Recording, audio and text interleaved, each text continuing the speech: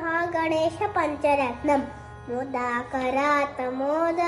सदा विमुक्तिसाधकम् कलाधरावतंसकं विलासिरोगरक्षकम् अनायकैकनायकं विनाशिते दैत्यकम् नताशुभाशुनाशकं नमामि तं विनायकम् न ते तराति भीकरं नवोदितार्कभास्वरम् न मत्सुरारिनिर्जरं न दारिकापदुत्तरम् सुरेश्वरं निरीश्वरं गजेश्वरं गणेश्वरं महेश्वरं तमाश्रये परात्परं निरन्तरम् समस्तलोकशङ्कर निरस्तदैर्यकुञ्जरम्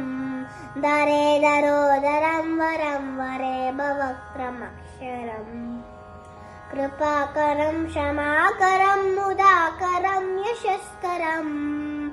मनस्करं नमस्कृतं नमस्करोमि भास्वरम्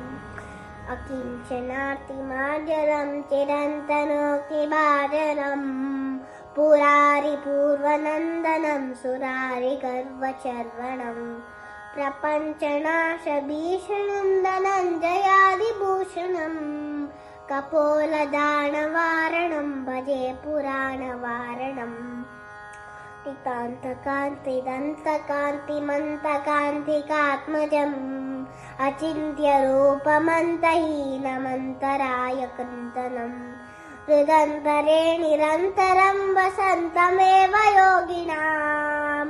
तमेकदन्तमेव तं विचिन्तयामि सन्ततम् महागणेशपञ्चरत्नमादरेण योऽन्वहम् प्रजल्पतिप्रवादकेर्दिस्मरं गणेश्वरम्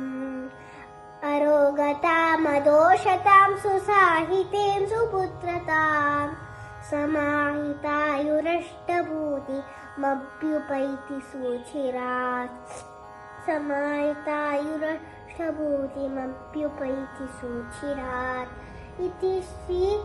महागणेशपञ्चरत्न स्तोत्रं सम्पूर्णं। धन्यवादः।